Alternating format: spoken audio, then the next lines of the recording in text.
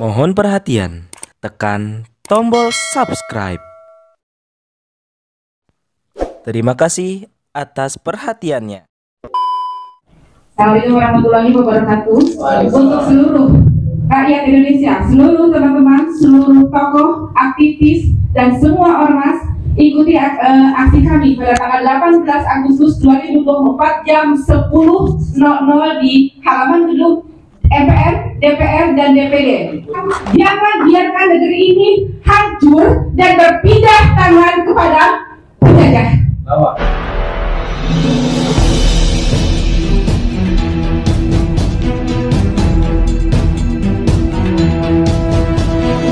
Saya Yani Muhammad, driver online Depok.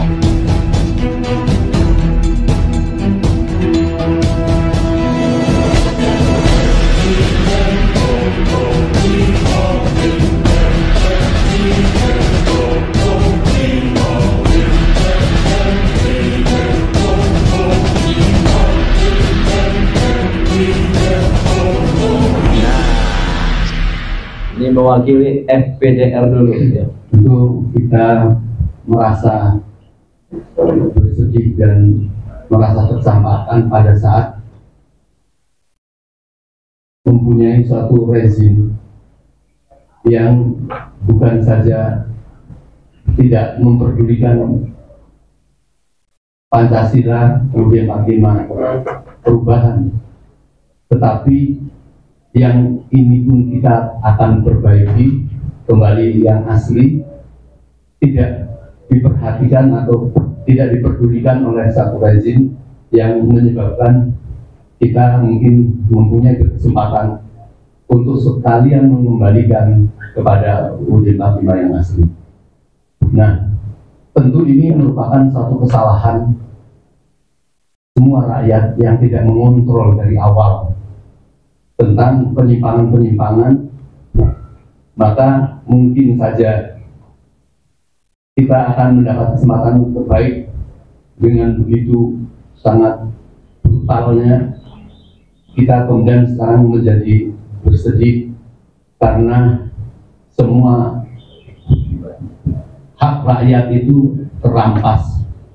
Kemarin kita berkesempatan untuk melakukan kunjungan ke PIK 2 karena kita tidak berkesempatan ke Rempang, ke Wadah ataupun ke daerah-daerah yang dilakukan penjajahan dengan keji.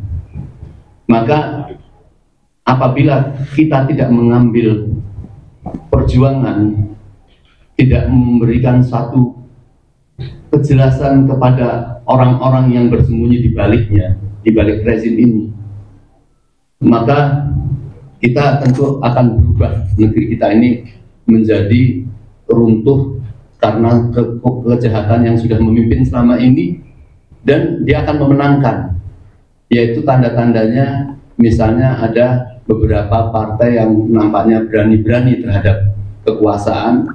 Kemudian sekarang ada istilah apa itu, istilah plus itu ya, artinya Kim plus. Artinya kontrol itu sudah tidak ada sama sekali ya, tinggal yang nampaknya kayak pura berani melawan ya. Nanti Pak Edwin PDI itu apakah betul-betul menyempurnakan perlawanannya atau tidak. Jadi apabila tidak, maka ke depan negeri kita ini sudah berubah ya, sudah berubah di tangan mafia. Jadi tidak mungkin ya kekuasaan yang sudah full seperti ini kemudian kita akan melakukan satu porsi perubahan.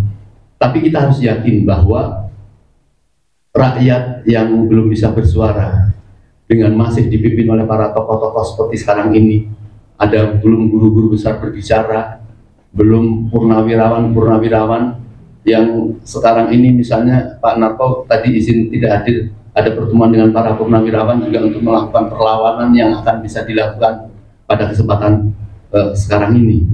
Oleh karenanya satu-satunya jalan ya, kita tidak mungkin memohon perbaikan moral ini kepada orang yang tidak bermoral, pada rezim yang bermoral. Itu kita salah sama sekali. kalau ngambil posisi memohon, satu-satunya jalan memang oposisi itu harus melakukan perlawanan, dan tentu kita melakukan edukasi kepada masyarakat. Inilah konsentrasi FPDRI agar kita betul-betul semua menjadi digerakkan di front untuk melakukan perubahan ini. Memang gerakan moral itu boleh jadi sudah terlampaui, maka gerakan fisik ya yang memang harus ditampakkan. Walaupun kita kemarin saya selalu dikejar-kejar apakah Indonesia akan mencoba atau bisa berubah seperti kayak di Bangladesh. Wallahu alam. Keadaan kita sekarang ini ya itu bisa saja tersakiti lebih daripada Bangladesh. Mungkin ada kesalahan 1, 2, 3 atau 4 di sana sudah seperti itu. Di Indonesia ini kesalahan itu sudah sejak 10 tahun setiap sekali ya. Maka itu dia bersemangat mempertahankan 2 bulan ini. Itu kita nggak tahu apa yang di dalam otaknya untuk merusak ini. Kalau kita diam, ya disinilah letak perjuangan. Kami sampaikan kepada saudara-saudara kita yang muda-muda, para aktivis, untuk berpikir dalam 2 bulan ini. Karena kalau kita tidak berhasil merubah, berarti rezim yang akan datang pun juga tidak akan melakukan perubahan. Maka tenggelamlah Indonesia. Dan saya sangat berharap pada para senior sekarang ini dengan memperingatkan bahwa kita kemudian kangen pada suatu konstitusi yang betul-betul merupakan suatu pemikiran para founding fathers kita. Maka kita harus juga mempunyai suatu hasil, mempunyai suatu karya, yaitu untuk mengembalikan kepada konstitusi kita yang baik. Saya kira mungkin. Assalamualaikum warahmatullahi wabarakatuh. Waalaikumsalam. Terima kasih Pak Mursalin dari FPDR, Front Penegakan Daulat Rakyat. Saya pernah katakan mungkin dianggap berbeda bahwa rejim sekarang itu mungkin kurang jahat ya. Kurang jahat.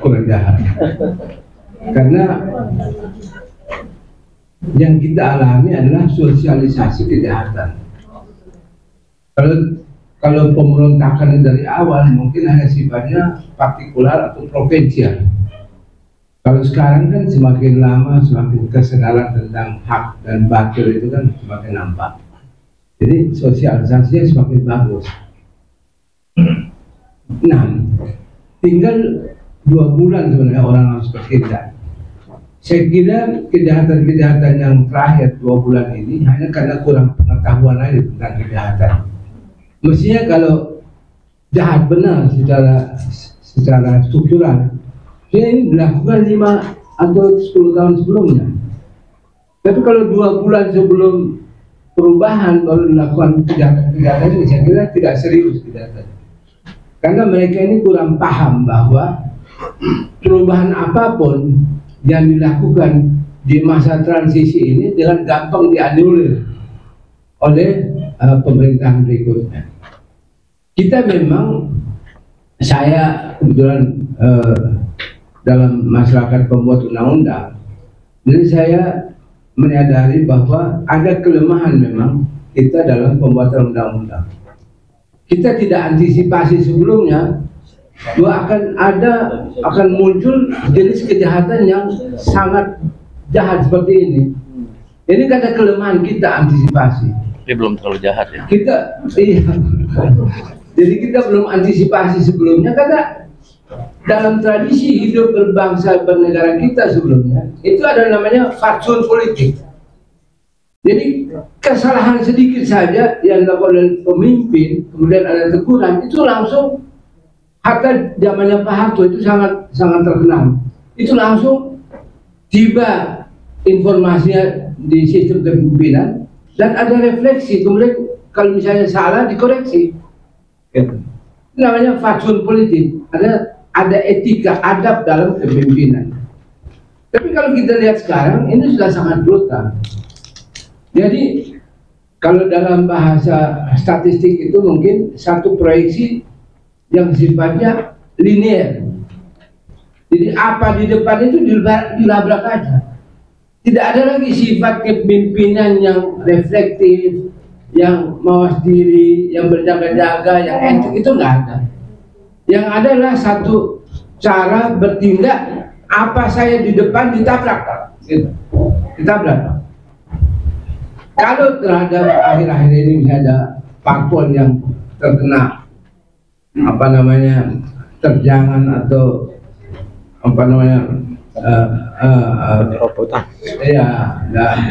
kekejaman oleh partai tertentu. Menurut saya juga karena tidak ada tradisi partai yang otentik. Karena partai-partai yang ada juga harus mawas diri bahwa mereka memang sangat rawan untuk dipatok. Jadi sebenarnya mereka lah yang mempersiapkan diri mereka untuk dipatok. Saya kira demikian. Tapi kalau bahwa Indonesia hancur sama sekali, saya kira enggak. Saya kira enggak. Karena dunia juga tidak ingin ada perang dunia ketiga, tidak ingin ada hancur-hancuran sama sekali. Masih adalah semangat masuk akal. Jadi kita hanya dihadapkan pada masa transisi yang sebenarnya tidak usah terlalu berharap ada perubahan-perubahan yang penting. Karena nanti saya sudah pelantikan ini baru penentuannya. Jadi kalau kejahatan ya biarin aja, itu hanya sifatnya simptomatik aja, tidak struktural. Toh juga nanti bisa dibatalkan. Terima kasih. Waalaikumsalam warahmatullahi wabarakatuh. Mungkin maksud beliau Habib Sayuti Asyadli, rejim ini tidak terlalu sangat jahat, sudah sangat jahat, tapi tidak terlalu sangat jahat, karena saking susah menggambar kejahatan yang dilakukan di ujung oleh seseorang, oleh sebuah rejim. Kalau kejahatan demi kejahatan di ujung menumpuk, sudah politik dinasti, tambah lagi menyiapkan partai-partai politik yang kemudian dijarah dan dirampoknya, itu pertanda dalam bahasa agama Islam su'ul khotimah, tidak husnul khotimah. Itu sebenarnya puncak dari kejahatan tadi. Ini terakhir, izinkan saya mengundang Mas Adian Adriatus, tokoh agama Buddha. Beliau bergabung di G45 juga di GPKR ya. Ya Pak Desi, terima kasih. Jadi Bapak Ibu sekalian,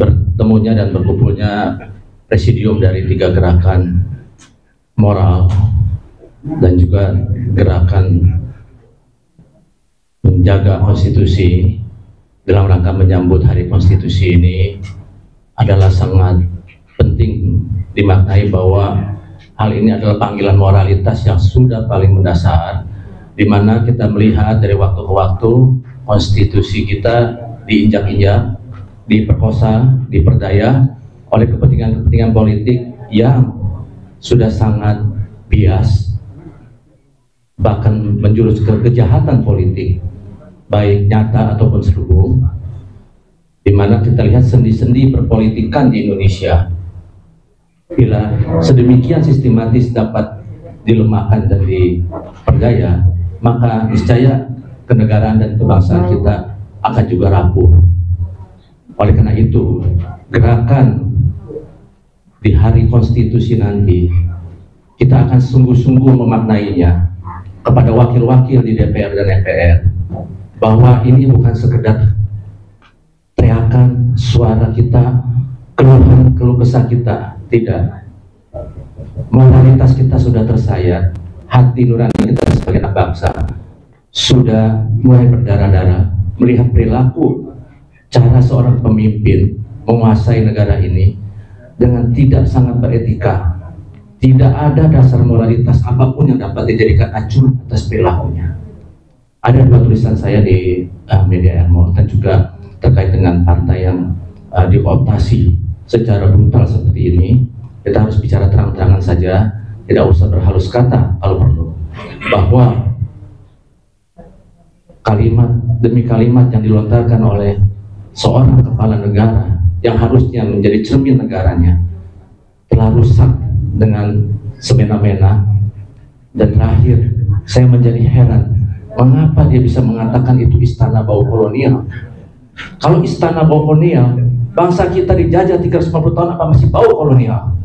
Kolonialisme yang dia bangun sendiri atas kehidupan perpolitikan di Indonesia ini. Dia sendiri kolonial, mental kolonial. Jadi dia bau kolonial. Mana ada bau kolonial di istana kita? Berapa presiden merayakan kemerdekaan, memperingati kemerdekaan? Puluhan tahun, 78 tahun, dan sekarang mau dipindahkan. Saya bukan tidak setuju, tetapi jangan hina istana negara kita. Jangan hina istana merdeka kita dengan mengatakan bau kolonial. Justru kita udah menang dan merdeka, sudah berhasil membuat kita sukses menguasai negara kita, istana kita penuh, tidak ada cacat celahnya.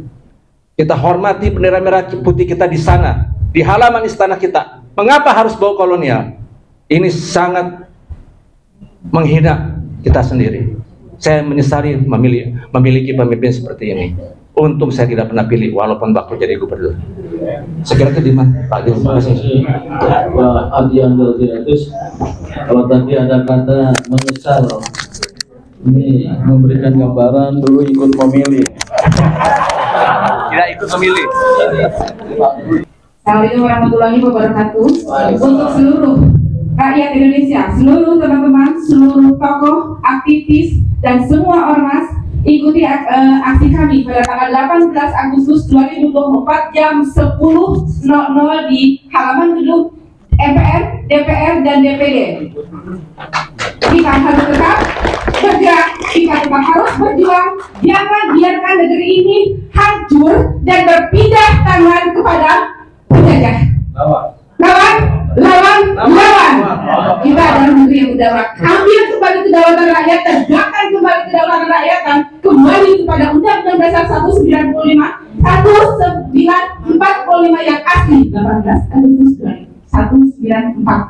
Ingat, 18 Agustus 2024 jam 10.00. Jangan biarkan kami berjuang sendiri, karena kami tidak sedang memperbaiki nasib kami, tapi memperbaiki dan mencoba merubah nasib kita semua. Assalamualaikum warahmatullahi wabarakatuh. Saya Ida Pakahan dari Konfederasi Perempuan Pejuang Indonesia. Oke, lanjut.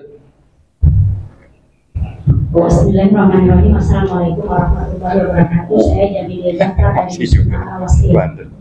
Desina Luisa dari Kopi, Konsolidasi Perempuan Pejuang Indonesia. Rita Suwendyo dari Presidium Gerakan Indonesia Beradab dan Ketua Aliansi Cinta Indonesia. Gerakan Indonesia Beradab. Rita.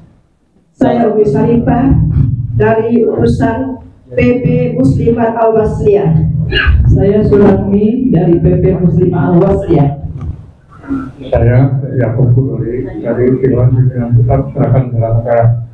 Gerakan Bela Negara. Saya Ibu Heri dari Tapak Suci. Tapak Suci Putra Muhammadiyah. Terus belakang. Saya Mulyani Saleh dari Pribumi Bersatu Indonesia. Oke. Dan masih banyak organisasi dan lembaga yang mendukung aksi kita ini, maupun yang berafiliasi dengan aliansi-aliansi yang menyelenggarakan kegiatan ini. Daulat rakyat tegakkan. Undang-Undang Dasar 1945 tegakkan.